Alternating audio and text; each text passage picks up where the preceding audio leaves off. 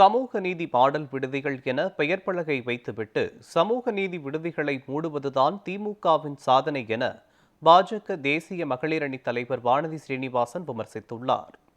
இது தொடர்பாக கோவையில் செய்தியாளர்களுக்கு பேட்டியளித்த அவர் அதனை தற்போது பார்க்கலாம். கொள்கையில் இவை எல்லாமே ஒரு பாட்டு தான். தனியார் பல்கலைக்கழகங்களும் சரி மற்றும் மாணவர்கள் அதில் படிக்கின்ற பொழுது அவர்கள் இடைநிற்றலோ அல்லது வேண்டுகின்ற விரும்புகின்ற படிப்பை மாற்றி படிப்பதற்கோ என்று பல்வேறு நெகிழ்வுத்தன்மையோடு உருவாக்கப்பட்டதுதான் தேசிய கல்விக் கொள்கை.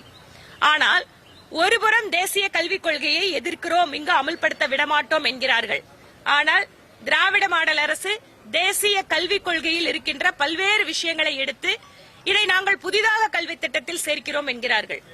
தமிழகம் கல்வியில் சிறந்த மாநிலம் என்று மாநாடு நடத்தி தங்களுக்கு தாங்களே பாராட்டு பட்டம் இதெல்லாம் சூட்டிக் கொள்கிறார்கள். ஆனால் பள்ளி, குறிப்பாக தமிழ் வழியில் படிக்கின்ற குழந்தைகளுக்கு இன்று பள்ளிக்கூடங்கள் மூடப்படுகிறது.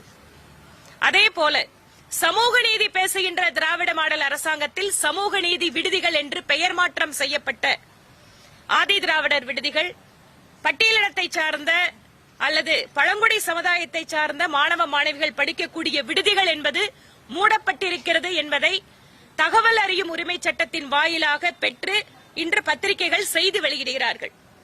சமூக நீதி மாடல் அரசு என்பது ஒருபுறம், சமூக நீதி மாடல்ல இருக்கக்கூடிய விடுதிகள்னு பேர் பலகை மட்டும் மாற்றிவிட்டு சமூக நல விடுதிகளை எல்லாம் இன்று மூடிக்கொண்டிருப்பதுதான் இவர்களுடைய சாதனை.